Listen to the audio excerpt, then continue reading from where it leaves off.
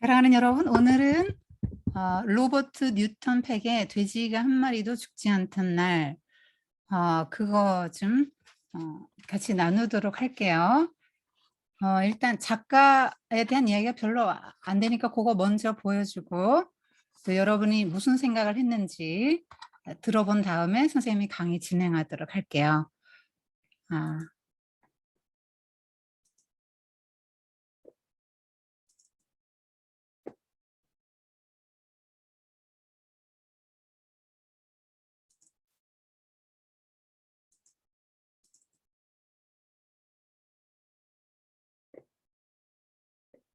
이렇게 생겼어요. 로버트 뉴턴 팩, 굉장히 인자한 시골 할아버지 같죠? 네. 이게 이제 돼지가 말이 죽지 않던 날 그 원서의 그 책 표지입니다. 아버지와 아들의 관계, 지금 이렇게 어깨를 감싸고 있고, 지금 애완동 핑키 안고 있죠. 그 내용의 그 핵심을 잘 나타내주는 그림 같아요. 이것도 역시 아버지와 아들 해서 그 관계를 잘 드러내준다. 아버지를 보고 배우죠, 아들은. 부자 관계를 말해주는 거예요. 여러분도 이런 그 작품을 통해서 아버지와 나와의 관계를 한번 생각해 보면 좋겠습니다. 이게 한국어판이고요. 그 다음에 요거는 하늘 어딘가에 우리 집을 묻던 날 해가지고 두 번째 후속작이에요. 돼지가 한 마리도 죽던 날의 속편입니다. 그렇지만 전권처럼 뭐 히트하지는 않은 것 같아요. 전권, 여기 하늘 어딘가 우리 집 묻던 한국어 거고요. 네.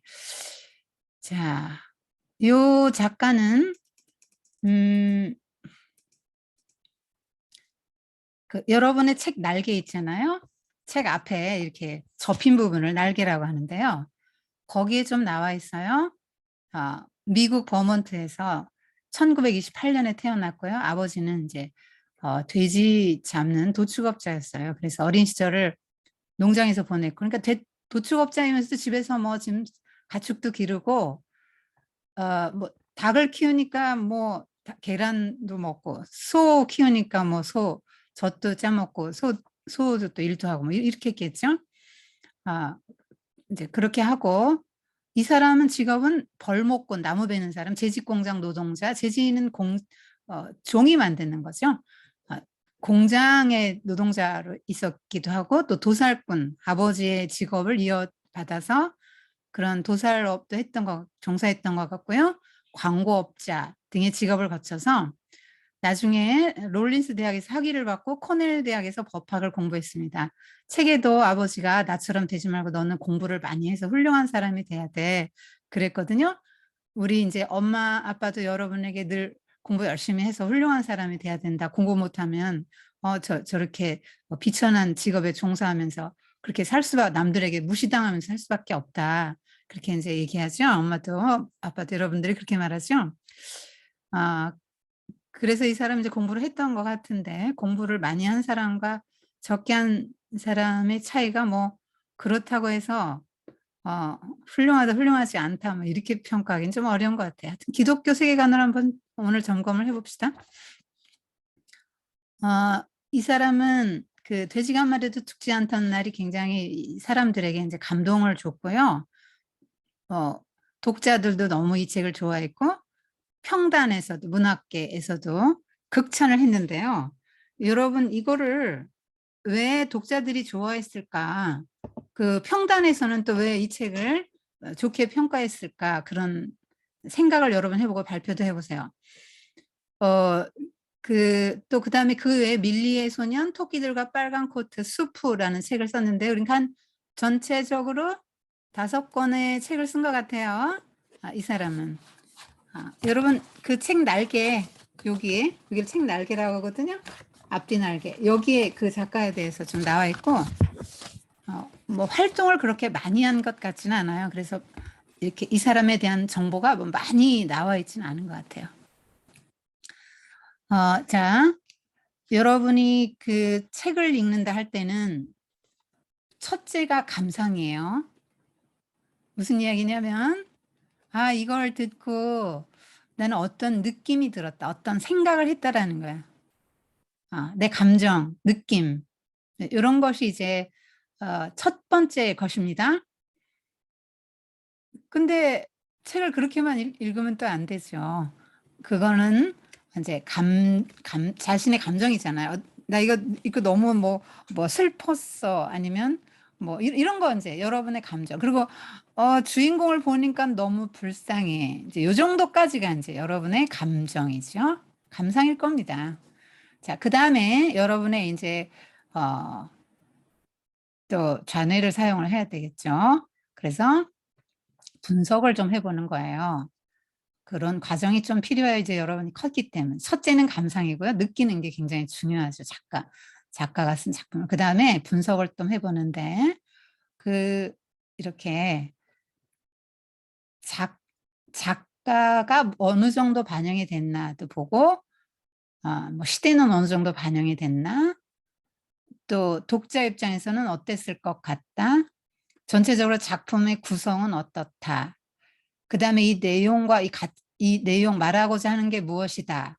그런데 이 내용은 맞다 틀리다.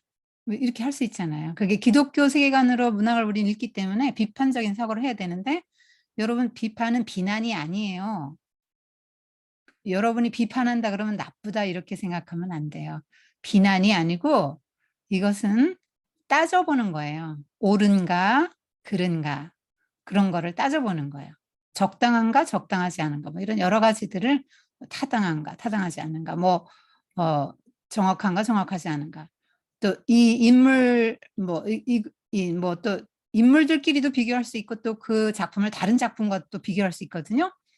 그런 비교한다든가 이거 비교가 굉장한 비판적 사고잖아요.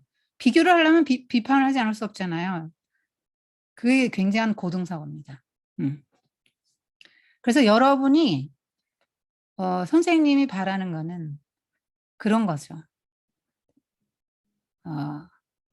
그런 걸 한번 여러분이 생각하는 힘을 한번 길러보는 거예요. 그래서 보통 소설의 3요소는 주제, 구성, 문체거든요. 그런데 주제는 작가 의도고요. 문체는 이 사람은 또 뭐 내가 경험했던 일이잖아요. 이걸 자전적 소설이라고 하는데요. 자서전적 소설 그래요. 그래서 자서전 쓰듯이 자기 어렸을 때 있었던 일들을 그대로 쓴 걸 자전적 소설이라고 하는데 그러니까 뭐 내가 뭐 나는 뭐 이러잖아요. 내 감정, 내 생각, 내 움직임 다 내가 주도하잖아요. 1인칭 주인공 시점으로 그냥 이야기하는 것처럼 쭉 썼죠. 그리고 이제 구성은 뭐냐면 인물, 사건, 배경 세 가지가 이제 구성인데요. 여러분이 분석해 볼 대상이 그거라는 거예요. 작가는 이걸 통해서 무엇이라고 말하고 싶은 것 같아요. 이건 주제고요. 그 다음에 어떤 인물들이 나왔는데 이 인물의 성격은 어떤 것 같아요. 그 성격은 어떤 것 같아요 할 때 여러분이 인물 분석을 하면 잘 못하는데 형용사로 하면 됩니다. 형용사로. 그래서 우리 지난주에 나무를 심은 사람 했잖아요. 불의 전차도 하고 지난주에 나무를 심은 사람 그 전에 불의 전차 했잖아요. 그러면 해롤드 성격은 어떤 것 같다. 뭐 그런 식으로 이제 하는 거죠. 이렇게 형용사로 하는 거예요. 뭐 나무를 심은 사람 뭐 주인 엘제로 부피에는 뭐 신실하다 형용사죠. 신실하다, 성실하다 형용사죠. 그렇게 여러분이 그렇게 한번 나타내 보라고. 이 로버트는 어떤 애인 것 같아요. 이렇게 형용사로 말을 하라는 거예요. 이게 분석하는 거거든요. 그럼 이제 그렇게 생각하는 이유가 있을 거 아니에요. 이유까지 같이 말하면 뭐뭐 때문에 난 이렇게 생각한다가 되기 때문에 이 말을 뒤집으면 여러분의 논리가 되는 거예요. 그게 이제 여러분 논리적 글쓰기예요. 앞뒤가 말이 맞아야 되거든요. 내가 이렇게 생각하는데 내가 이렇게 생각하는데 그렇게 생각하는 이유는 이것이다. 또 이러이러하기 때문에 이렇게 생각한다. 요게 이제 말이 앞뒤가 맞으면 그게 논리가 서는 거죠. 뭐 에릭 리델 같으면 뭐 굉장한 집념이 있다. 뭐 이런 거 쓸 수 있겠죠. 네. 한번 그리고 뭐 충성되다. 이렇게 할 수 있죠. 그런 걸 할 수 있잖아요. 하나님께 한번 나는 안식일 지키겠습니다고 약속한 거 잘 지키잖아요. 로버트를 어떤 애인 것 같아요 하고 형용사로 말하기, 그 다음에 그 이유 말하기, 이거가 이제 인물 분석이죠. 아빠는 어떤 성격인 것 같아요, 형용사로 말하고 그 이유 말하고. 그 다음에 이거를 뭐 한 영화쯤으로 이렇게 바꿔본다면 어느 장면이 가장 명장면이고 가슴에 깊이 인상 깊었고 가슴에 깊이 박혔는지, 그 장면이 왜 또 그런 생각이 들었는지 하는 것도 여러분이 또 말할 수 있는 것 중에 하나죠. 그 다음에 독자 입장에서도 생각해 볼 수 있죠. 독자들은 이 책을 읽고 무슨 생각이 들었을 것 같아요. 그렇게 대체적으로 어떤 반응을 보였을 것 같아요. 이 책의 의미와 가치는 무엇인 것 같아요. 책의 자체에 대해서도 여러분이 할 수 있죠. 자, 이제 여러분이 말할 차례인데 무슨 생각이 들었는지 한번 말해보고 선생님 강의해 줄게요. 자, 말할 수 있는 친구 있습니까?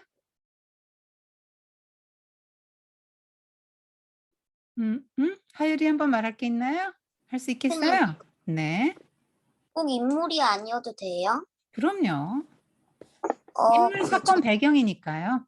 뭐 배경은 농장이잖아요. 그러니까 인물 사건 배경 중에서 내가 하고 싶은 이야기 혹은 독자 입장에서 혹은 주제 뭐 이런 거 아무거나 해도 돼요. 책에서 네. 막 단어들 이런 거 나왔잖아요. 막 피 나오거나 그런 거. 음. 아버지가 그 돼지를 이렇게 죽일 때도 그거 내용을 보면서 좀 잔인한 내용이 많이 나온다고 생각했어요. 아우, 이렇게 생명을 이렇게, 그리고 애완돈이었는데, 그죠? 핑키 같은 경우는 더군다나 애완돈이었잖아요. 끔찍하다. 그런 생각이 들었구나. 우리 이제 하율이가 아직 어려서 그런데, 그리고 여기 또 뭐, 새끼 날 때도, 맨 처음에 행주치마가 새끼 날 때도, 그렇죠. 전부 까만데, 요 앞에만 이렇게 앞가슴만 하얀 거 행주치마 들은 것 같아서, 이제 소 이름을 행주치마라고 붙인 거죠. 그런데 그 생명이 태어날 때는 여러분 피범벅이 돼서 태어나요. 여러분 엄마가 낳잖아요. 여러분이 나오는 산도라고 하거든요. 여러분 나오는 길이 아주 좁아요. 굉장히 좁은데 이게 막 아이는 머리통이 이만하잖아요. 그래서 그 아기가 머리통과 어깨가 막 이렇게 한꺼번에 쑥 빠져나오는데, 그러니까 아기는 막 이렇게 크고 산도는 좁으니까 막 다 찢어집니다. 피가 막 굉장히 많이 나고 아기 자체도 완전한 피덩어리예요. 그걸 다 이제 이렇게 씻고 뭐 이래 가지고 사람을 쭉 키워서 사람을 만들어 놓는 건데, 생명의 탄생 때도 피고 성장 뭐 또 살아가면서도 또 막 또 그렇죠. 그리고 뭐 사고가 났다. 그래서 사람도 그렇고 동물도 그렇고 인제 다친다 할 때는 이제 피가 납니다. 또 죽을 때도 역시 그렇고요. 그래서 끔찍하게 느꼈을 수 있겠어요. 그건 인제 그 하율이가 요거는 감상이에요? 아니면은 분석한 거예요? 그냥 감상이지요? 네. 네. 그래서 하율이도 이제 감상했으면 분석도 한번 해 봐야 되는 거죠. 그러면 작가는 왜 이렇게 끔찍하게 피 이야기도 넣고 막 이렇게 그대로 썼을까요? 인제 분석으로 들어가는 거죠. 자, 왜 그렇게 썼을까요? 이게 독자들이 "어우 하율이 끔찍해. 아우 왜 이런 걸 넣었어." 이런 독자도 분명히 있을 텐데, 이게 다 애들 책이에요. 이거 애들이 읽는 책이에요. 여러분 나이 또래 애들이 읽는 책인데 '아 왜 이런 걸 넣었지?' 그래서 무슨 효과를 거두려고 그랬을까요? 이런 걸 현실 응. 현실이 이렇다는 거 그렇죠. 알려주고. 현실은 이런 거고 이 살아가면서 우리가 늘 볼 수 있는 거라는 거예요, 현실이. 요게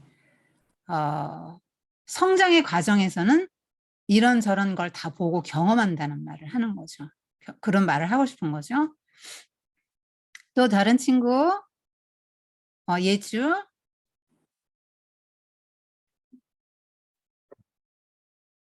어,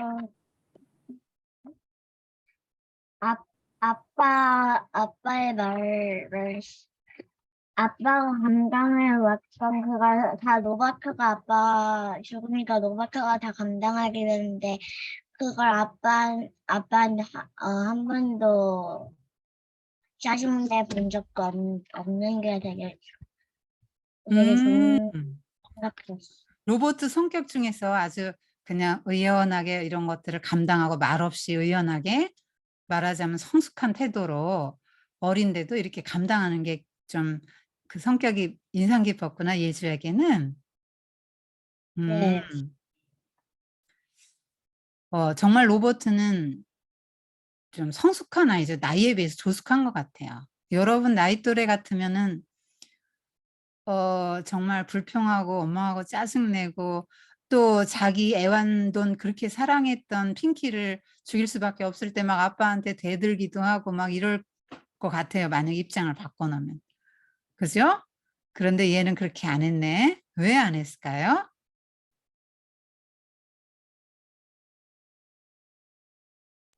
현실이니까. 응? 이게 현실이니까. 돼지를 안 죽이면 안 되고. 그렇잖아요? 상황적으로 자기가 그렇게 할 수 있는 상황이 아니라고. 현실을 인식을 하는 거야. 여러분이 아무리 어려도 보세요. 여러분 상황적으로 봐요. 아빠가 갑자기 회사를 실직했어요. 회사에서 실직하고 집에 실업자로 앉아 계세요. 상황이 그래요. 그래서 집이 갑자기 가난했었어요. 그런데 그런 상황에서 여러분이 아빠에게 뭐 나 지금 이거 비싼 거 이거 꼭 사달라거나 또 뭐 아빠에게 뭐 떼를 쓴다거나 아빠한테 뭐 아빠는 왜 무능하냐고 대든다거나 그렇게 할 수 있나? 상황적으로 못 하잖아요. 눈치를 이렇게 보면 상황적으로 현실이 그런데 그렇게 할 수 없죠. 근데 만약에 여러분이 그렇게 하는 경우가 있죠. 엄마 아빠가 상황이 안 되는데 여러분이 엄마 아빠한테 그런 식으로 한다는 거는 여러분이 그만큼 어리다는 얘기고 분별력이 떨어진다는 얘기잖아요. 지금 이 말을 해야 될 때냐 아니냐 이거 분간을 못 한다는 얘기잖아요. 그런데 로버트는 12살 그리고 13살까지 1년 이야기잖아요. 그런데 굉장히 조숙하죠. 그런 어려움들을 그냥 다 받아내잖아요. 받아낸다는 표현이 좋은 것 같아요. 그러면서 그렇게 성숙해져 가는 거죠. 그러니까 예주는 얘는 어떻게 이럴 수 있을까? 나 같으면 좀 짜증도 내고 불평도 했을 것 같은데 이런 생각을 하는 것 같은데 예주 나이 또래는 그렇게 할 수 있죠. 근데 이제 조금 더 크면 이제 철이 들어요. 철이 든다는 게 뭐냐면 나만 생각하던 것에서 다른 사람을 생각할 수 있을 정도로 성장하는 걸 철이 든다. 그래서 부모님이 아이고 철 들었네 철 들었어 할 때는 여러분이 여러분 생각만 하다가 이기적으로 부모님 생각을 조금 하게 되면 철이 들었다 그러죠. 그러니까 이 로봇은 일찍 철든 아이죠. 철이 일찍 들었네. 또 예원이 무슨 생각했어요? 사실 그 로버트인가? 주인공이? 음. 친구가 되게 어린 친구인데도 불구하고 되게 아버지를 많이 생각하고 면에서 저랑 나이도 비슷한데 좀 너무 달랐던 것 같아요. 아버지를 많이 생각했다 하는 게 아버지를 굉장히 존경했죠. 그 마지막 장례식 장면에서 그렇게 상주로서 이제 대표 인사를 할 때 그 부분에 그런 말 나오잖아요. 난 아버지와 사는 것이 꼭 왕과 함께 사는 것 같았다. 그때가. 그러니까 아빠를 그만큼 존경했던 거죠. 그러니까 아빠를 사랑하고 존경했고요. 그래서 항상 아빠 마음을 이제 이해하는 거죠. 아빠 마음을. 자, 그러니까 그 돼지 말하자면 핑키를 잡아요. 선생님 이 부분 좀 아쉽더라고. 왜냐면 아니 집에서 키우던 돼지를 잡으면 그 고기 먹을 수 있어요? 못 먹어요. 뒤에도 돼지고기가 나오긴 했지. 아버지 돌아가시고 나서 아버지가 잡아놓은 돼지고기가 상에 올라오긴 했지만 도저히 먹을 수 없었다 나오잖아요.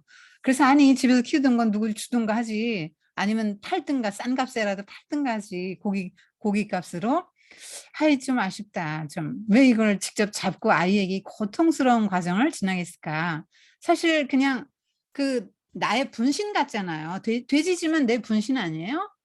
그냥 너무너무 사랑하니까 내 처음 내 재산이잖아. 그래서 너무 같이 잠도 자고 맨날 씻겨주고 먹여주고 그냥 같이 놀러 다니고 같이 자고 그냥 내 거. 그렇게 사랑하고 기대했고 또 막 돼지 새끼가 뭐 나중에 500마리는 될 거야. 이렇게 뭐 늘어나서 이런 식으로 그렇게 그냥 기대도 했고 했는데 우리 집에 빚도 갚아줄 수 있는 뭐 이런 걸로 기대까지 했는데 막 그런 게 다 무너지는 거잖아요. 내 사랑도 없어지는 거고. 그래서 여러분이 뭐 애완견 키우는 가정이 많을 텐데요. 애완견도 그게 엄청난 키우다 보면 정이 들어서 그거 죽잖아요. 없어지잖아요. 꼭 사람 죽은 것 같이 슬퍼요. 오래 갑니다. 그것도 꽤. 그런데 그 애완돈 핑키도 마찬가지죠.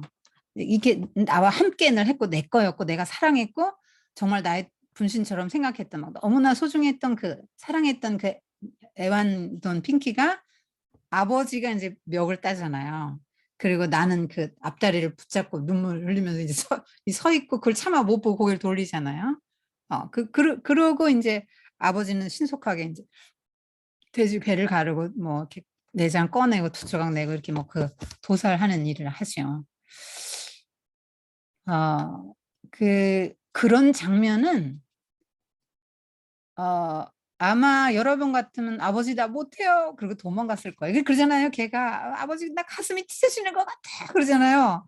얘 나 못 견디겠어 이 말 아니에요. 아버지 나 가슴 찢어지는 것 같은데 근데 나 안 할 수 없는 거예요. 이걸 누군가 붙잡아줘야 될 거 아닙니까? 그리고 얘는 잡식성 동물이기 때문에 돼지는 사람과 먹이 경쟁을 해요. 그러면 집안 식구 먹을 게 없어지는 거예요. 그래서 돼지를 죽여야지 돼지 안 죽이면 사람이 굶어 죽게 돼 있단 말이에요. 그러니까 죽일 수밖에 없는 상황이죠. 아주 굉장히 참 처절한 상황인데 그런 거 볼 때 여러분 같으면 선생님 같거나 그러면 도망갔을 것 같아요. 난 모른다고. 무섭다 그러고 너무 마음 아프다 그러고 그걸 안 보려고 그랬을 것 같거든요. 근데 여러분 이 로버트는 되게 조숙한 아이예요. 그거를 잘 이제 견디는데 아까 우리 하율이가 말했던 것처럼 현실을 인식했기 때문에 이게 현실이다. 내가 이 일을 지금 안 하면 안 된다는 거죠. 아버지의 마음을 생각하면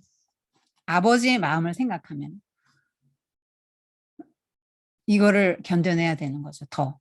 자, 여은아, 이때 아버지 마음 어땠을까요? 로버트가 철든 걸 보고서요? 아니, 돼지 잡을 때. 돼지 잡는 때 아빠 마음이 어땠을까요? 일단 살기 위해서 돼지를 죽이긴 해야 되는데, 거기서 아빠가 또, 어떤 행동을 했는데? 아빠가 어떻게 하는 걸 로버트가 봤죠, 이렇게. 아빠가 돌아서서 어떻게 했죠? 어떻게 했습니까?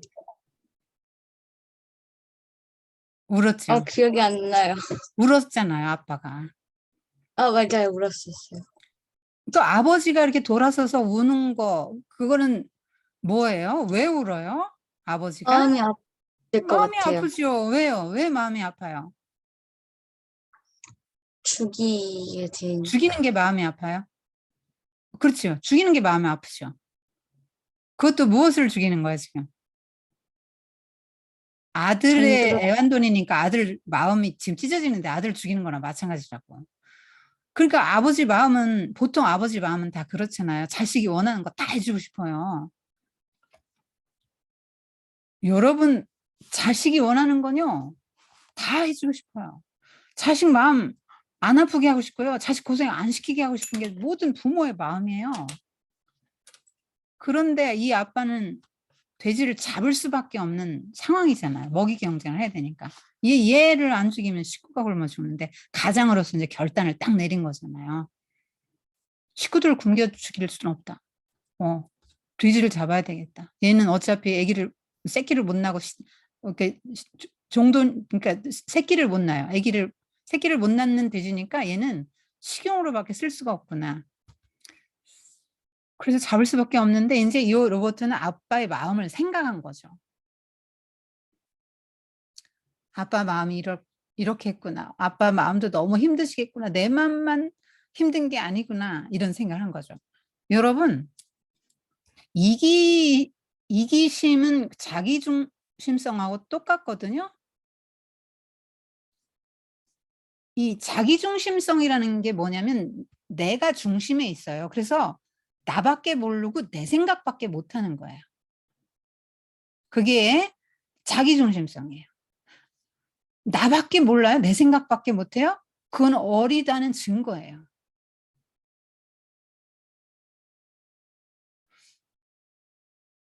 그런데 아까도 말했지만 자기중심성을 벗어나서 자, 이기심의 반대는 이타심이죠.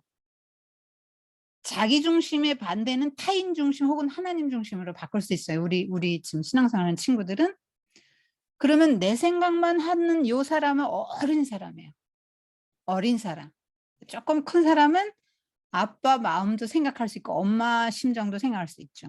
여러분 성도가 성숙하면 지금 내게 닥친 일이 힘들어도 불평하지 않아요. 로봇 불평 안 했죠. 상황을 받아들여요. 성숙하면 받아들여요. 어떻게 받아들입니까? 하나님이 나를 사랑하시는 건 분명하고 나에게 이런 나쁜 환경, 내가 볼 때는 너무 슬프고 아프고 괴로운 환경이지만 이걸 허용하셨을 때는 내가 반드시 이걸 거쳐서 그 성장의 과정에서 통과 의례라고 하거든요. 입사식이라고 그래요. 어려운 말로. 이게 뭐냐면 어른이 되기에는 반드시 이걸 통과해 나가는 거예요. 이렇게 통과해 나가야 된다는 걸 알기 때문에 하나님이 나에게 이걸 주셨다. 그러니까 내가 이거 통과해 나가 다음 단계로 되는 거예요. 뭐 인디언들은 그렇게 한대잖아요. 성인식을 할 때 밤에 아이를 어디까지 갔다 오라고 시킨다는 거예요. 그럼 얘는 밤에 뭐 얼마나 맹수가 많겠어요. 막 무섭겠죠. 막 귀신 나올 것 같고 무서울 거 아니에요. 맹수가 언제 덮칠지도 모르고. 그렇게 무서운데 이 애는 나는 어른이 돼. 나 컸어요. 이걸 증명하려면 용기가 있어야 돼. 가야 돼. 거기 갔다 와야 돼. 그래서 가죠. 얼마나 막 소름이 막 쫙쫙 있을 거 아니에요. 무서워가지고. 그래서 가요. 그래도 가요. 그래서 해가 좀 떠오릅니다. 새벽녘에 얘는 깜짝 놀라죠. 왜? 아버지가 뒤따라왔어. 그런 거죠. 그래서 이 소설은 성장 소설이고요. 성장통이라고 그러죠. 여러분 몸도 그렇잖아요. 여러분이 잘 먹어가지고 막 옛날 사람부터 여러분 엄청 잘 먹어. 하여튼 왕들도 못 먹는 걸 여러분 먹고 살고 있어. 자, 그 몸이 막 잘 먹어서 몸이 훌쩍 갑자기 큰단 말이야. 그래서 뼈와 근육과 뭐 이런 밸런스가 안 맞으면 몸이 아파. 이 성장통이에요. 그리고 또 마음이 아파. 마음이 아파. 어떻게 아프냐? 그냥 막 내가 이기적이죠. 이기심, 뭐 자기중심성 어리니까 막 다들 나만 아껴주고 사랑해주고 막 이렇게 막 내가 최고인 줄 알고 성장하다가 어느 날 이제 여러 가지 사건들을 겪으면서 이게 내가 마음이 아픈 경험들을 많이 하게 되는 거예요. 그때 막 내가 마음이 아프죠, 여러분이. 여러분이 이제 어떤 일들을 당할 때 마음이 너무 아파. 나 정말 기분이 너무 상하고 마음이 아프고 괴로워. 여러분도 고통이 있어요, 나름대로. 우리 어른만 고통이 있는 게 아니죠. 여러분도 힘들 때가 인생 자체가 여러분도 힘들 때가 뭐 애라고 뭐 안 아프고 뭐 애라고 상처 안 받냐고. 그런 과정에서 이제 그런 게 오잖아요. 그럼 내가 이걸 어떻게 반응할 거냐, 이거 어떻게 반응할 거냐. 여기서 막 땡깡 부리고 울고 뭐 나 몰라 하고 막 다 깽판 치고 이러면 어리다는 얘기지. 그리고 하나님이 내게 주신 걸로 딱 받는 거예요. 받아서 하나님이 왜 이렇게 이런 일을 당하게 하셨지?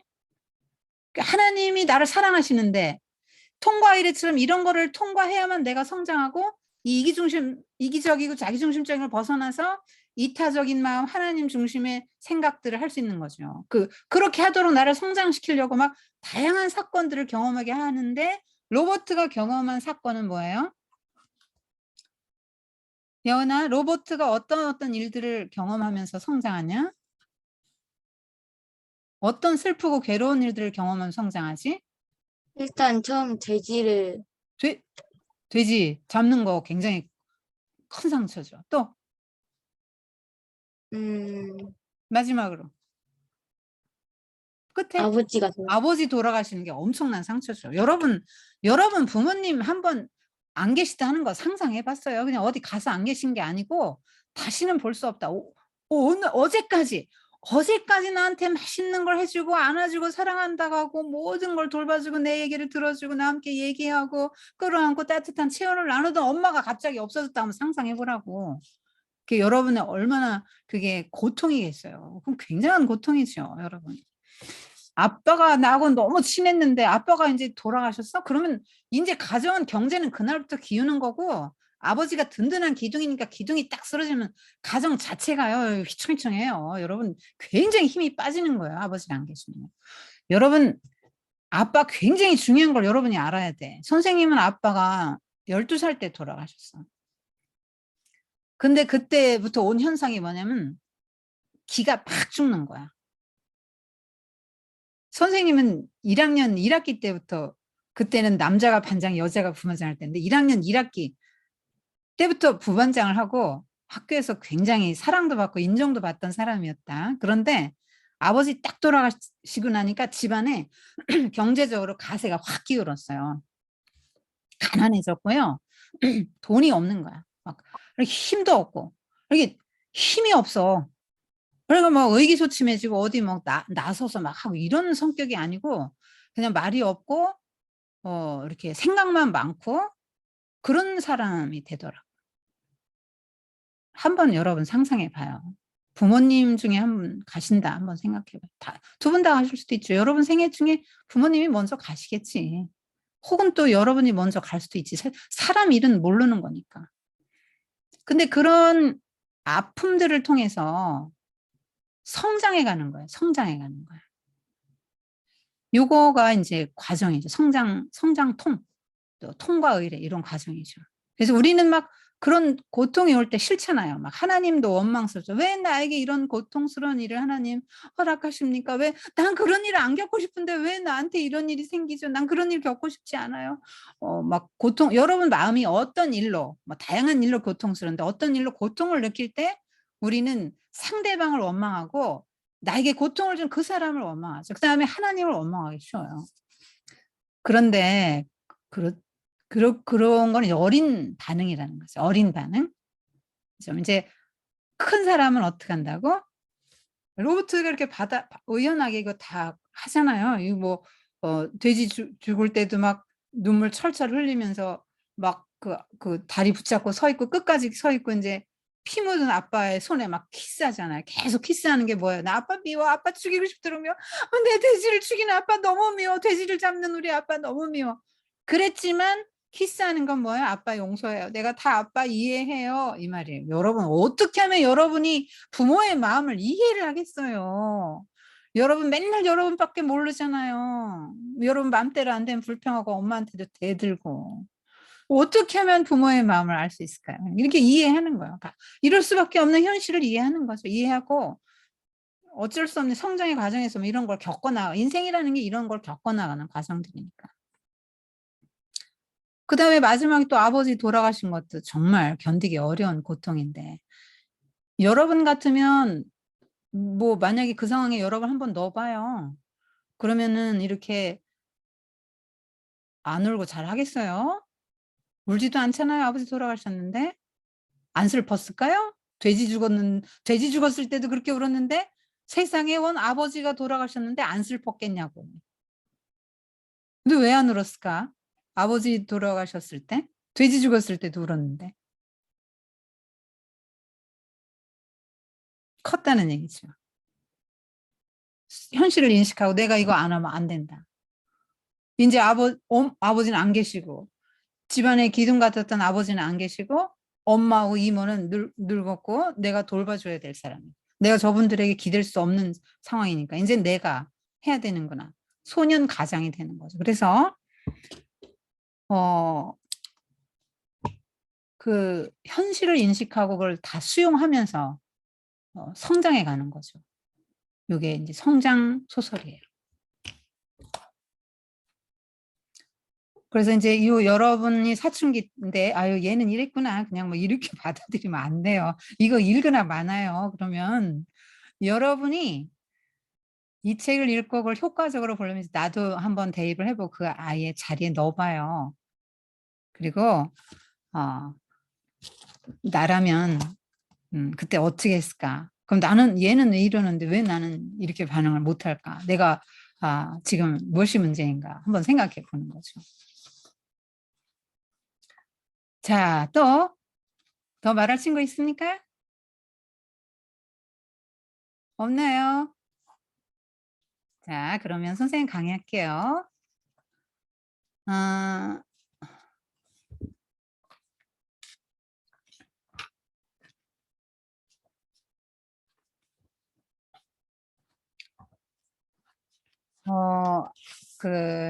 여러분이 살다 보면 몸과 마음의 통증을 겪을 때가 많은데 그런 거 다 좋은 거예요. 그리고 통증 없이는 성장할 수 없어요. 그래서 성숙한 태도로 의연하게 이거를 불평하거나 상대방을 원망하지 말고 현실을 원망하지 말고 불평하지 말고 이거를 의연하게 딱 받아낼 수 있는 그런 여러분이 되길 바랍니다. 아빠가 그러잖아요. 그 돼지 잡을 때 아빠 가슴이 찢어지는 것 같아요. 그러니까 어른이 되려면 그런 건 이겨내야 해 그러잖아요. 그래서 여러분이 잘 이겨내기 바랍니다. 창세기 1장 27절 8절 축복하셨죠? 그런데 거기 이렇게 말씀하셨어요. 생육번성 땅에 충만하고 다스리라고 하셨죠. 여러분 다스리는 게 뭘 다스리라는 거예요? 생각해 봤어요? 뭘 어떻게 다스립니까?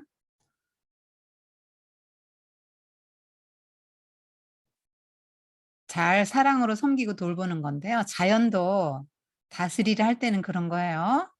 함부로 쓰지 말고 잘 보살피고 잘 이렇게 하죠. 동물들도 이렇게 잘 다스리라는 게 뭐냐면 요 앞에 행주치마 새끼 낳는 거 도와주잖아요. 그거 동물들도 가축들은 어른 주인이 도와주지 않으면 안 돼요. 그게 이제 가축 섬기고 돌보고 다스리는 거예요. 그런 것들이.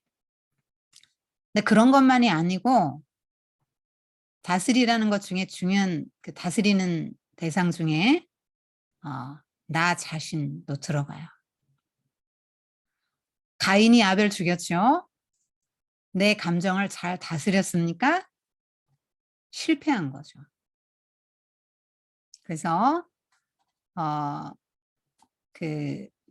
한번 다스린다는 게 뭔가 내 감정을 잘 다루어내는 걸 말하는 거예요. 내가 어려운 일 있으면 그런 일에 막 힘들어서 머리 싸매고 누워가지고 막 며칠씩 그냥 막 그렇게 있는 거. 그건 내가 감정에 눌리는 거지. 내가 감정을 다스리는 게 아니요. 이 얼른 이겨내야 돼. 그거 그 회복 탄력성이라고 하죠. 내가 갑자기 우울증이 오고 막 너무 기분이 너무 막 다운되고 너무 힘들고 막 기분이 나쁘고 화가 나고 막 이런 여러분의 감정이 막 지금 막 굉장히 복잡할 때요. 여러분 사춘기 때라 감정이 엄청나게 막 요동을 칠 때입니다. 막 좋았다가 나빴다가 그냥 그럴 때예요. 질풍노도의 시기라고 하잖아요. 오죽하면 막 미친 바람, 미친 파도 같은 바람이 어떻게 막 세게 어디로 불지도 모르고 그런 시기라는 말을 오죽하면 붙였겠어요. 그런데 성경은 그래 사춘기 때는 생리적으로 신체적으로 물리적으로 그런 때니까 그렇게 살아라. 성경 그렇게 말하지 않죠. 다스려라 그러잖아요. 그래서 여러분이 힘들 때 있잖아요. 살다가 이거 너무 힘들다. 마음이 너무 힘들고 몸이 힘들고 몸과 마음이 다 같이 힘들 때 있잖아요. 마음이 힘들고 고통스러울 때 있어요. 그럴 때 한번 잘 생각해 봐요. 내가 이 감정을 끌고 언제까지 갈 거야? 내 삶이 다 망가지는데. 이 감정 때문에 하던 공부도 못하고 막 가정에도 이런 어려움을 주고 부모님도 어려움을 주고 신경을 쓰게 만들고 막 나도 힘들고 죽겠는데 언제까지 이렇게 그 감정을 떠받들고 갈 거냐고. 탁 털어야지. 현실을 보고 이거 극복해야 될 감정이고 내가 넘어서야 될 돌다리구나. 넘어가야지. 넘어가야 돼. 언제까지 어린아이를 주저앉아 있을 거냐고.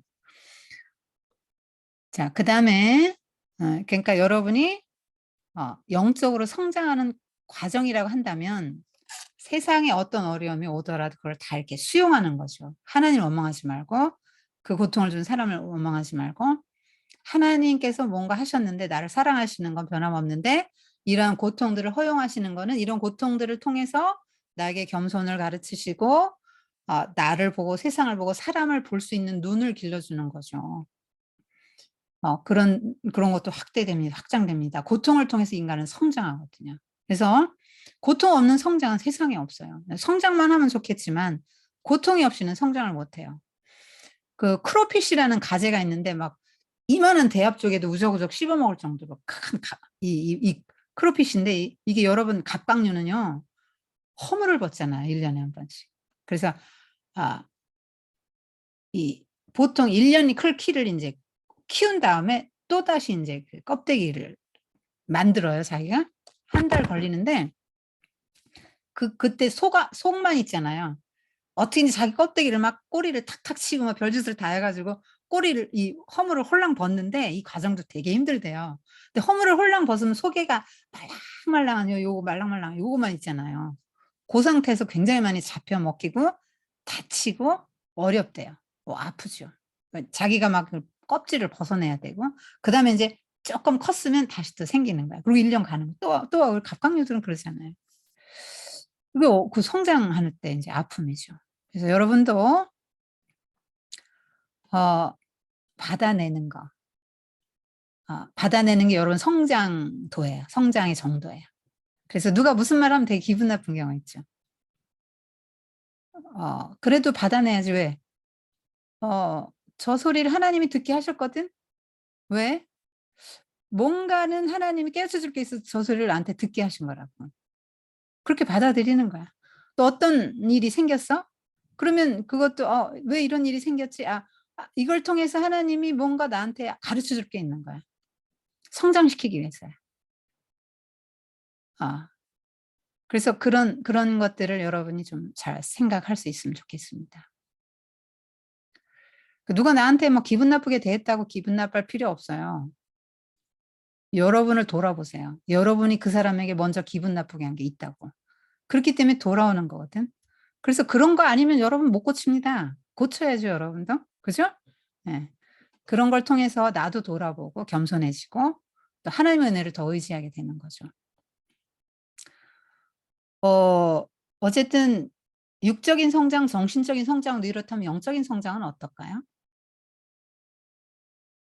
여러분 영적으로 성장한 사람은 모든 일들을 능히 감당해낼 수 있는 사람이죠.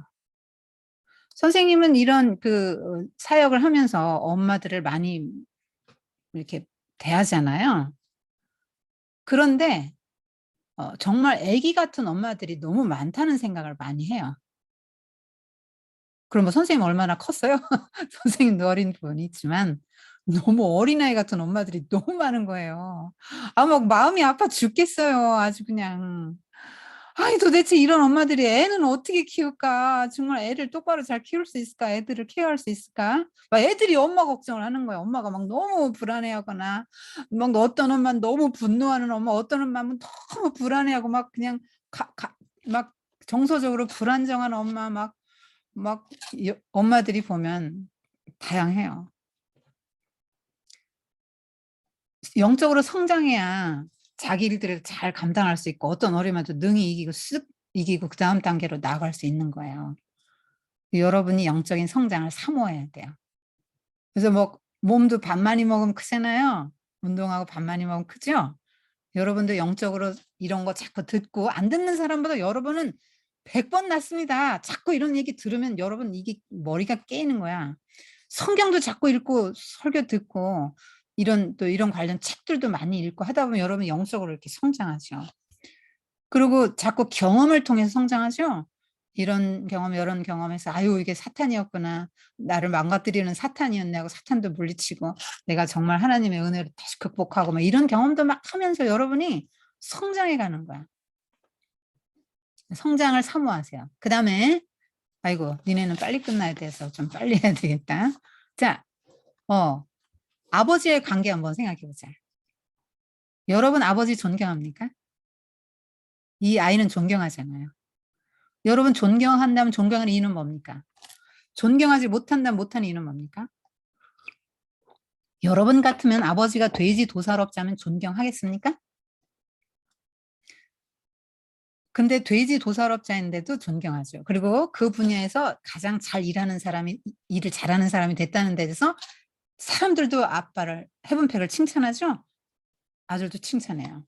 그래서 여기서 그 선생님은 부자 관계에서 그냥 아버지가 항상 아이를 이렇게 사랑으로 잘 돌봤잖아요. 그리고 이렇게 할 수 있도록 도와주고 그랬잖아요. 성장해 갈 수 있도록 도와줬는데, 여기서 이제 어떤 직업에 관한 것도 한번 좀 생각해 봤으면 좋겠어요. 여러분 직업 선택의 기준이 뭐예요? 여러분 어떻게 직업을 선택하나요? 그냥 뭐 남들이 다 그냥 회사 가니까 그냥 뭐 그냥 남들 하는 대로 대학 졸업하고 그냥 아무 때나 뭐 회사 그냥 들어와서 그냥 월급 받아다가 뭐 식구들하고 살면 되는 거지 뭐 이렇게 생각합니까? 여러분 직업이 뭐예요? 어떤 직업을 선택해야 될 것 같아요? 그리고 그 직업에 대한 태도는 어때야 될 것 같아요? 여러분 중요한 문제죠. 먹고 살 거냐? 먹고 사는 생존의 문제만 해결하는 게 직업은 아니죠. 직업은 뭐냐면 하나님이 나에게 무언가 어떤 은사를 주셨다고 봐요. 은사.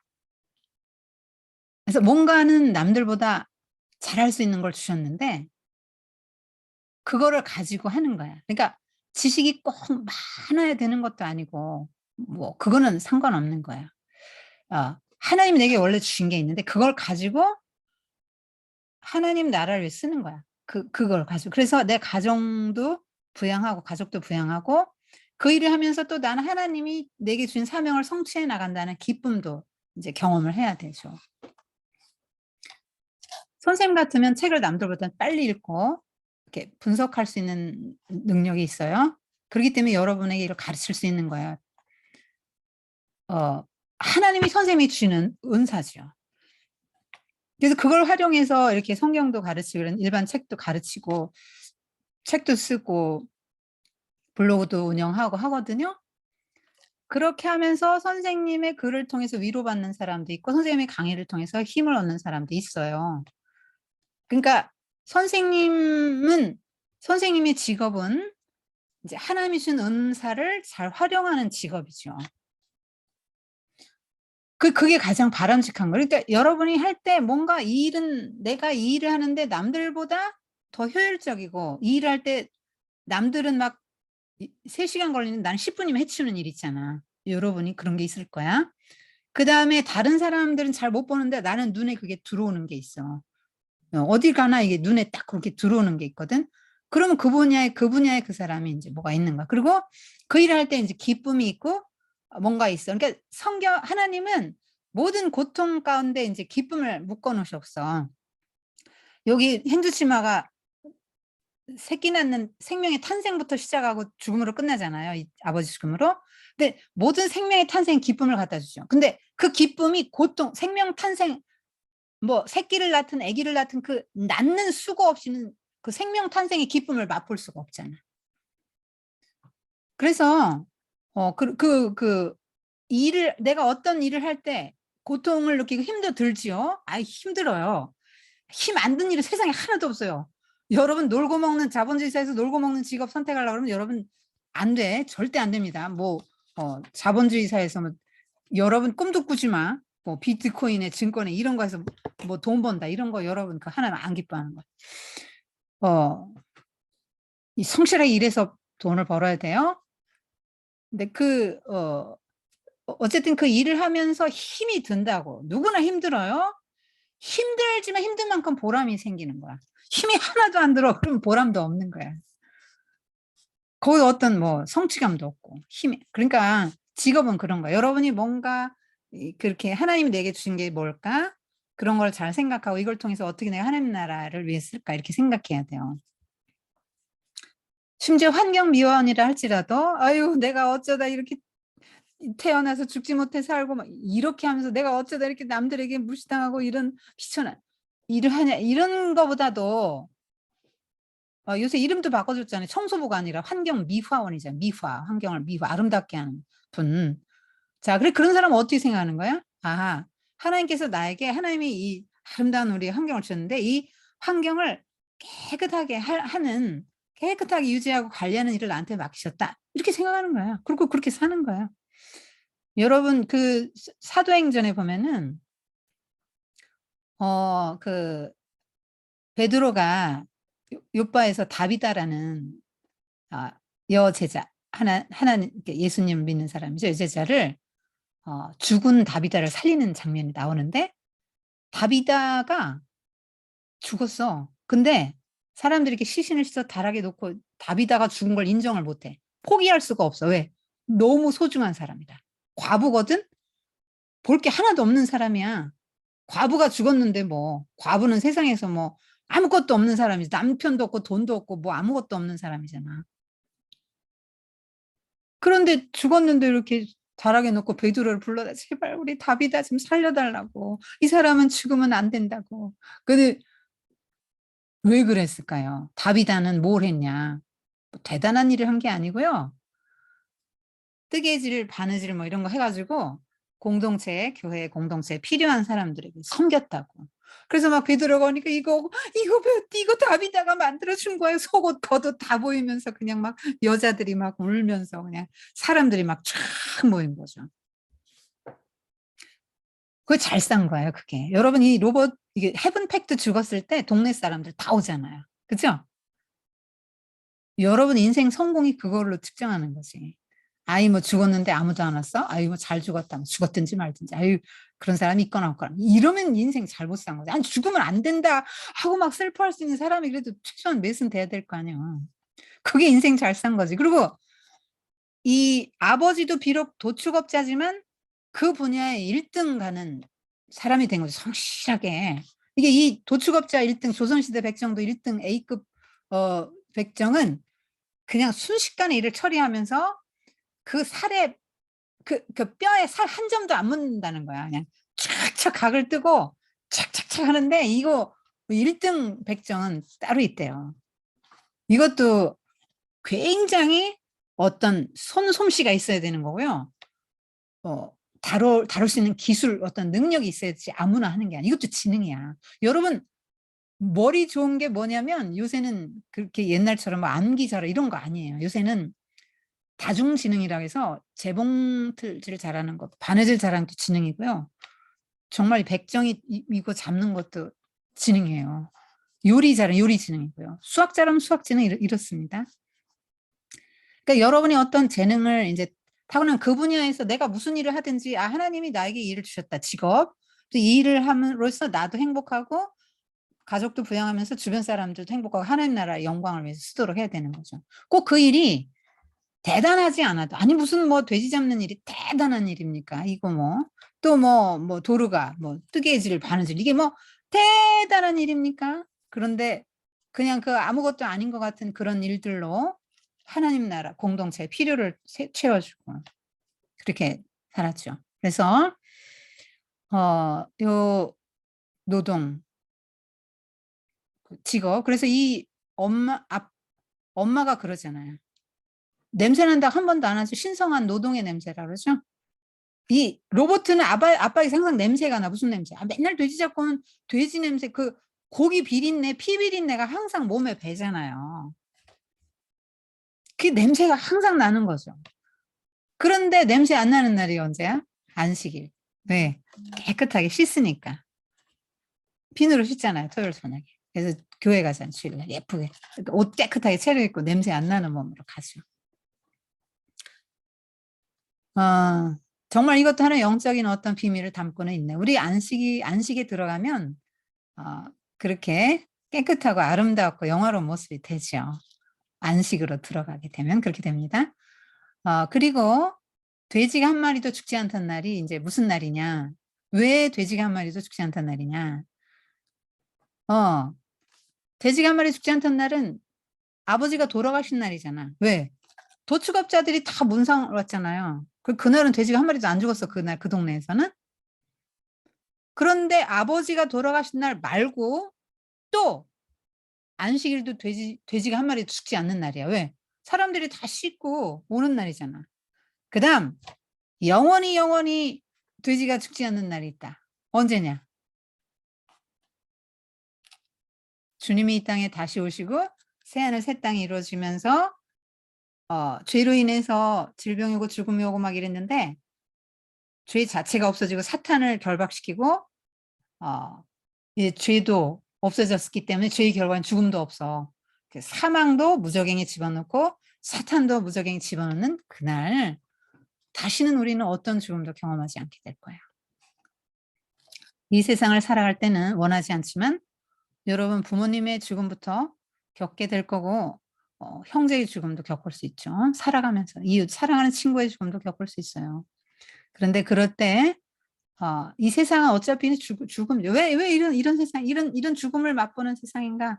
죄 때문에 그렇게 됐고 이런 현실 속에서 우리는 어떻게 해야 돼요? 죽음이 없는 그 세상을 바라보는 거죠. 하나님 나라를 사모하라고. 그다음에 여기 되게 가난하잖아요. 막 아버지 돌아가시는데 입을 옷이 없잖아. 아버지 옷 입어보니까 엄마가 만들어준 아버지 옷 입어보니까 너무 커서 막 바지 몇 번 접고 막 소매 접고 이렇게. 그래 얘가 이러잖아요. 하나님 우리는 왜 이렇게 가난합니까? 사는 게 지옥 같아요 이러잖아요. 가난한데 여러분 이 가난이 왜 가난하냐? 이 땅에 살 때 내가 가난해질 수 있거든 여러분. 여러분 물질의 가난, 정신적인 가난, 인간관계의 가난. 그러니까 내가 따당해서 아무도 나를 가까이 하지 않는다. 그러면 그 사람 가난한 사람. 인간관계에서 사람 친구가 자원인데 그게 없는 거야. 그래서 여러분 친구를 많이 확보해야 됩니다. 어떻게 하면 친구를 잘 사귈 수 있나 기도해 보세요. 그건 여러분이 대우를 받고 싶은 대로 그 사람에게 먼저 하면 친구가 돼요. 여러분이 먼저 해야 됩니다. 여러분이 열을 하면 두세 개 돌려봤는데 이 생각을 하고 계속 친구들에게 겸손한 마음으로 다가가고 사랑과 관심을 가지고 다가갈 친구가 돼요. 물질의 공핍, 인간관계 결핍, 건강의 결핍, 다양한 결핍이 올 수 있죠. 여러분 생애 결핍을 경험할 건데 그때 왜 그 결핍을 경험할 때는 어떻게 살아야 되냐? 이 로버트 같이 하나님 사는 게 지옥 같아요. 뭐 이래야 됩니까? 그러지 말고 하나님 나라를 바라보는 거죠. 하나님의 나라는 결핍이 없어요. 하나님의 사랑으로 충만하고 완벽합니다. 그래서 이 책을 읽고 선생님이 너무 아쉽다 생각하는 부분이 뭐냐면 하나님을 믿는 사람들 아니에요 다? 퀘이커교도잖아요. 그런데 하나님의 나라를 사모하고 뭐 이런 게 하나도 없어. 그냥 사는 거야. 그냥 뭐 이게 좀 문제더라. 그러니까 고난을 이기는 방식이 뭐냐면 이 땅에선 내가 죽음을 경험할 수도 있고 이렇게 막 가난을 경험할 수도 있고 상실의 아픔을 이렇게 막 핑키 잃고 아버지 잃고 막 이런 상실의 아픔도 경험할 수 있고 세상에서 나는 이렇게 고통을 받고 상실의 아픔 속에서 살아갈 수밖에 없지만 그날이 온다. 아버지도 그날 만날 거 아니에요. 주님 다시 이 땅에 재림하실 때 우리에게 다시 육을 주신다 그랬잖아요. 우리가 죽으면 영혼이 하나님 나라로 들어가지만 그걸로 끝나는 게 아니고 육이 다시 살아나요. 여러분 영혼만 구원받을 것 같으면 굳이 하나님이 우리에게 육신을 주실 필요도 없고 예수님도 육신을 입고 이 땅에서 그렇게 십자가 고난받고 그럴 필요가 없어요. 우리 육의 구원을 위해서 주님이 고통받으신 거란 말이에요. 육신과 영의 구원을 위해서. 그래서 여러분은 하나님 믿는 사람을 좀 사모해야 돼요. 사모하세요. 이 세상에는 언제나 영원한 것이 없다고 생각하고 여러분 주변의 사람들에게 여러분 실감은 안 나겠지. 아버지 천년만년 살 것 같지? 그렇지 않아요? 잘해드리세요. 선생님도 항상 그렇게 생각해요. 선생님 이제 가족이 뭐 아들은 미국에 가 있고 남편 하나밖에 없는데 항상 그 생각을 해요. 내가 오늘이라도 주님 부르면 갈 수밖에 없구나. 그러면 내가 차려주는 이 상이 마지막 밥상일 수도 있겠네. 그런 생각하고 항상 이렇게 그런 마음으로 이제 상을 차리고 대하죠. 여러분도 부모님이 영원히 여러분 곁에 계시지 않다는 생각을 해야 됩니다. 잘 해드리세요. 그 하나님 대리인이니까 부모님한테 잘하면 하나님이 나한테 하는 걸로 받는다 이렇게 약속하셨으니까 부모를 공경하는 사람 복 받습니다.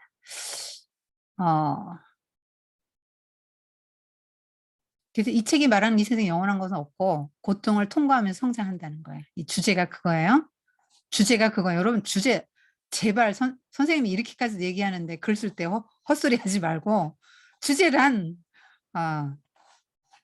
고통을 동반한 성장이죠. 성장통이에요. 그래서 이 세상에 영원한 건 없고 살아가면서 이런저런 상실의 아픔을 겪는데 그걸 의연하게 받아내면서 인간은 성장해 간다라는 말을 한 거예요. 그러니까 독자들이 그래 맞아 나도 이런 상실을 겪었지 나도 그때 아팠어. 근데 돌아보면 내가 그런 아픔을 겪으면서 성장했지. 맞아 이러면서 이 책을 사람들이 좋아하고 읽는 거지. 여기 퀘이커 교도가 나오는데 이 퀘이커 교도는 뭐냐면 하나님 앞에서 벌벌 떤다. 이런 말을 이 퀘이커 교도 창시자 조지 폭스가 이 말을 했는데 그래서 하나님 앞에 벌벌 떤다는 뜻이 이제 퀘이커인데 퀘이커 교도.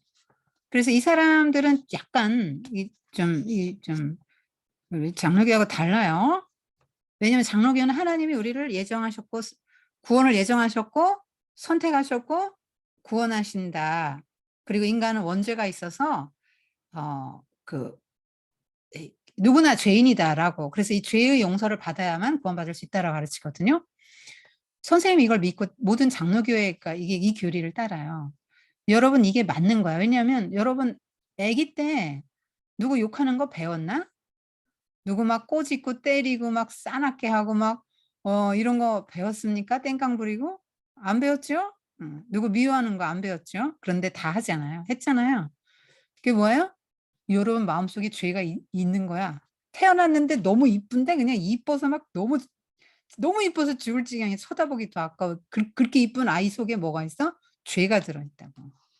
그래서 죄를 져서 죄인이 아니라 원래 죄인으로 태어나서 맨날 죄를 질 생각을 하고 사는 게 인간이라고. 그러니까 죄의 본성을 타고났다는 거야. 무슨 말이냐면.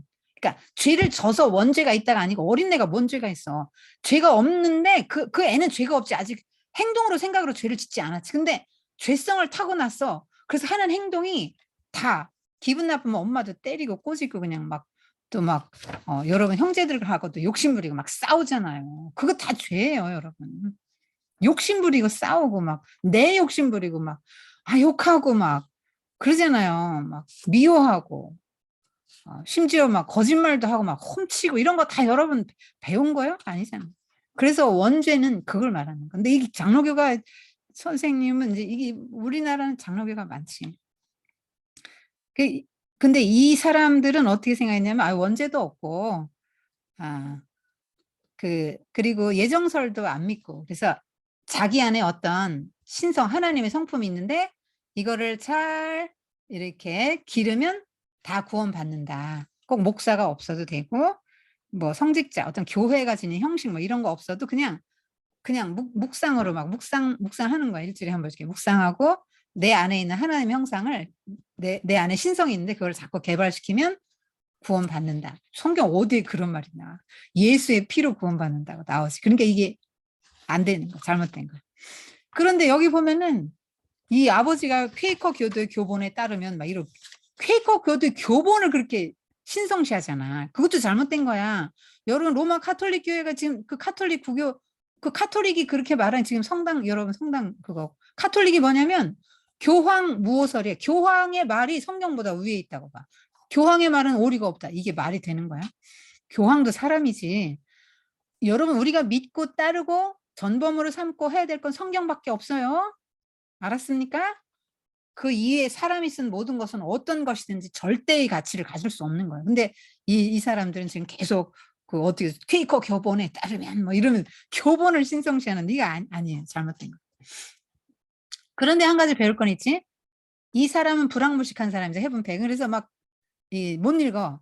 그러니까 교리를 어떻게 이렇게 다 외웠나. 남들이 공부할 때 읽어줄 때 듣고는 난 이거 읽을 줄 모르니까 이거 다 암기를 해야 돼. 그래서 막 마음을 활짝 열고 귀를 막 자꾸 세우고 듣는다고 그랬잖아. 여러분이 지금 선생님 말씀 들을 때 그렇게 듣습니까? 아우 귀찮아 이거 언제 끝나나 이러고 듣습니까? 여러분 그게 이제 이게 태도죠. 그러니까 하나님 성경 말씀도 그렇게 돼야 되는 거죠. 하나님이 나에게 지금 주시는 말씀으로 귀하게 받을 수 있어야 돼. 그리고 기억하려고 하고 그래 홀딩하려고 해야 된다 그랬잖아요. 그래야 내 마음에서 싹이 나서 내가 열매 맺고 옥토가 된다 그러지 않았어요?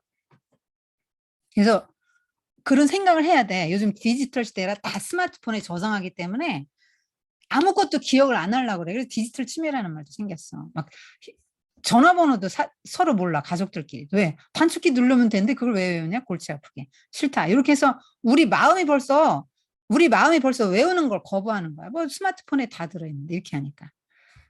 여러분 성경도 스마트폰에 다 들어있지. 그래서 성경이 스마트폰에 들어있다고 여러분이 기독교인이 됩니까? 그래서 구원 받습니까? 읽어서 머릿속에 넣어가지고 내게 돼야 되는 거죠. 그리고 검소하고 되게 이렇게 절제되는 삶을 살았죠. 옷 하나 사주세요. 그 뭐 시장에서 파는 거 뭐 체크무늬 그 코트 하나 사주시니까 안 사주잖아요. 아이 여러분 기독교는 금욕주의 아니에요. 잘못된 거예요. 물론 이렇게 가난해서 그렇게 살 수밖에 없었지만 퀘이커 교도들은 부자라도 그렇게 안 산다고 검소하게 살아. 근데 기독교인이 검소하게 살아야 되는 이유는 하나님의 나라가 우리 원래 나라기 때문에 이 땅이 전부가 아니다. 나 이 땅에서 잘 먹고 잘 살고 호화롭게 누리는 삶이 나의 인생의 전부가 아니다. 난 하나님 나라를 바라보는 사람이다라고 생각하기 때문에 이 땅에서 막 좋은 거 먹고 있고 누리는데 모든 내 인생의 가치를 거기다 두지 않는다고. 그래서 내가 있으면 막 또 다른 사람한테 흘려보내기도 하고 그렇게 사는 거지. 예수님은 물론 40일 금식도 하셨지만 세례요한 같은 맨날 금식하고 뭐 메뚜기에 석청 먹고 낙타 털옷 입고 그러니까 뭐 옷도 제대로 입지 못하고 제대로 먹지도 못하고 막 맨날 금식하고 그렇게 살았다는 거예요. 하나님의 부르심이 그럴 수 있지만 예수님이 하신 걸 보면은 기독교는 금욕주의가 해서는 안 돼. 이거 하면 죄야. 막 잘 먹는 것도 죄고 막 이것도 죄고 그래서 이렇게 살아야 돼. 그런 거 아니에요. 하나님이 주신 모든 거를 기쁨으로 감사함으로 누리세요. 선생님은 막 상치쌈 하나 놓고도 너무너무 그걸 풍성하게 하나님의 은혜를 누리면서 먹어요. 굉장히 소박한 식단이잖아요. 된장찌개, 뭐 상치쌈. 그게 뭐 대단한 겁니까? 그래도 너무나 풍성하고 너무나 좋은 거야. 이게 막 하나님의 은혜인 거야. 이 생명책들이 살아나서 이런 것들이 우리에게 영향을 주잖아요. 뭐 하나님의 은혜를 누리면서 그냥 기뻐하고 감사하면서 먹거든요. 여러분 이렇게 살아야 돼요, 여러분이. 맨날 막 좋은 고기 반찬에 뭐 일찍 죽어 병들어서 너무 막 잘 먹으려고 그래도 일찍 죽는다고. 그러니까 그 하나님이 주신 모든 것에 감사하면서 살면 돼요. 자, 뭐, 그다음에 하나 있네 또. 로버트는 나는 가난해서 이렇게 사는 게 지옥 같다. 근데 아버지는 부자라고 말했죠. 이게 인식의 문제인데요. 왜 부자입니까? 농사죠. 먹고 살 땅이 있고, 그 사랑하는 가족이 있잖아요. 그래서 굉장히 아껴주잖아요, 서로. 아내가 남편한테 냄새 난다고 구박한 적 한 번도 없고, 그죠? 요게 아까 빼먹었는데 직업에 귀천이 없는 거예요. 귀하고 천하다 이 인식이 어디서 왔냐면 우리나라 유교가 지배했잖아요. 그래서 유교는 사농공상 신분이 뚜렷해요. 그래서 선비가 최고야. 농사가 2번. 공은 만드는 거잖아요. 공업. 상은 상인. 이 순서야. 천하게 여겼죠. 상인들, 장사꾼들, 장사치들 막 이랬단 말이에요. 그래서 그 양반이 뭐냐면 문과 무야. 그러니까 선비가 되기 위해서 글을 많이 읽은 사람이 최고의 지위고 그다음 다 밑이잖아요. 그래서 귀천을 할 때 귀하다는 직업은 여러분 보통 생각할 때만 사자 붙은 거 있잖아요. 변호사, 검사, 뭐 아니면 숫자 교수 막 이런 거 있잖아. 의사 막 이런 거. 자, 그런 직업이 존귀하다라고 생각하는 거야. 기술자, 아이 천하다. 아이 저 뭐 공장 다니는 공돌이는 비천하다. 이렇게 생각하는 거죠. 근데 요즘 생각이 많이 바뀌긴 했는데 아직도 그게 좀 남아 있어요. 여러분 생각에 그런 화이트 칼라는 존귀하고 공장에 다니는 블루 칼라는 비천합니까? 성경이 그렇게 말하나요? 그렇지 않아요. 성경은 그렇게 말하지 않아요.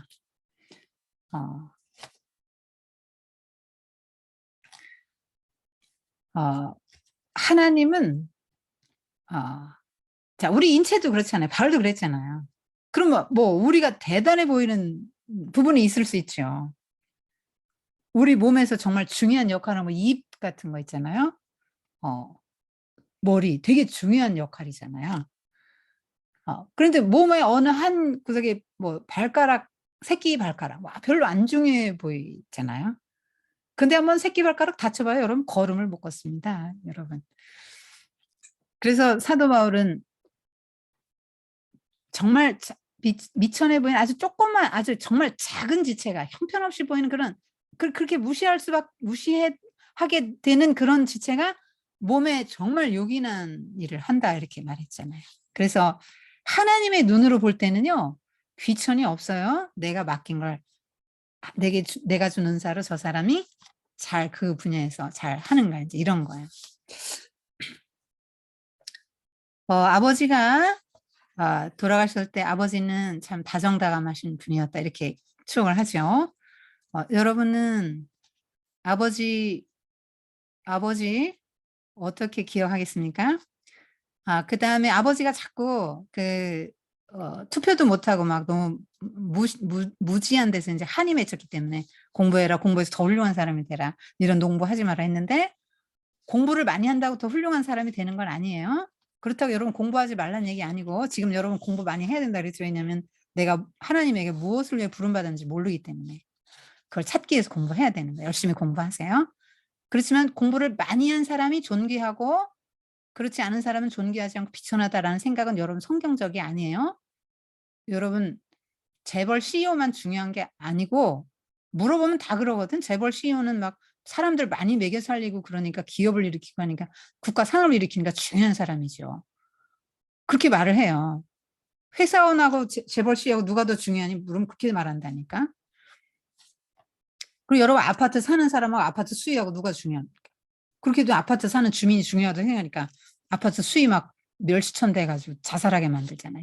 이 세상이 그렇잖아요. 그러니까 세상에서 얼마나 사람들이 우러러보는 직업, 그러니까 몇 안 되는 올라가기 힘든 직업, 돈을 많이 버는 직업, 명예로운 직업을 귀하다고 생각하고 그렇지 않은 직업은 천하다고 생각하는데 근데 보편적으로 보통 사람들이 많지. 그런 사람들은 흔치 않죠. 그래서 그런 사람 존귀하고 다른 사람 다 비천하다 그러면 모두가 다 비천한 거 아닙니까? 그다음에 요것도 하나 빼먹으면 안 되네. 요 로버트의 그 좋은 점은 뭐냐면 사람들을 정죄하지 않는 거죠. 사람들을 정죄하지 않는데 그 베스컴 아줌마가 그 아일롱 아저씨 그러니까 남편 죽고 일꾼을 고용했는데 그 일꾼을 좋아하게 돼서 나중에 결혼하는데 결혼 전에인지 벌써 좋아하게 돼서 사람들이 막 흉보잖아요. 근데 이제 얘는 그런 거 비난하지 않아요. 그다음에 그 테너 아저씨가 테너 아저씨였나? 테너 아저씨가 맞지? 테너 아저씨가 맞을 거야. 왜 아기 하나 태어나가지고 이걸 한번 선생님 확인을 해야 되겠다. 힐먼 아저씨, 쏘리. 테너 아저씨는 이웃집 좋은 아저씨고. 자, 힐먼 아저씨가 잘못하죠. 힐먼 아저씨가 요 로봇 헤븐팩의 친척의 그 여자를 좀 건드려요. 그러니까 이 힐먼 아저씨는 자기 아내도 있어. 근데 다른 여자를 건드려서 아기를 낳죠. 근데 이 여자가 이제 좀 죄책감도 느끼고 수치스러움도 느끼고 했나 봐요. 아기를 낳는데 아기를 물에 빠져 죽이고 자기도 자살해요. 그런 것도 다 이제 죄가 죄잖아요. 근데 그 아버지 헤븐팩과 함께 가서 그 막 묘지 파고 아기 이렇게 관을 자기네 과손에 묻겠다고 이제 파오잖아요. 그런 게 다 인간의 이제 죄거든요. 근데 그런 걸 다 보고 정죄하지는 않아요. 그리고 그런 사람들도 다 그냥 이렇게 정죄하지 않는 그런 게 이게 좀 어떻게 보면 이 로버트는 성숙하게 이런 걸 받아낸다는 점과 정죄하지 않는다는 점, 타인을 그 죄잖아요. 명백한 죄잖아요. 여러분도 그런 죄 짓지 마세요. 그런 죄를 졌기 때문에 자살하고 아기도 죽이는 거 아닙니까? 절대 그런 일이 없도록 해야 됩니다.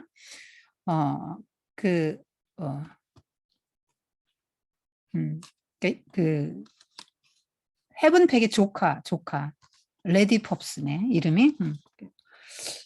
그러면 안 되죠. 어린 여자인데 얘는 아무것도 모르니까 이게 정말 그 힐먼 아저씨가 잘못한 거죠. 여러분 인간의 죄도 좀 많이 나와요.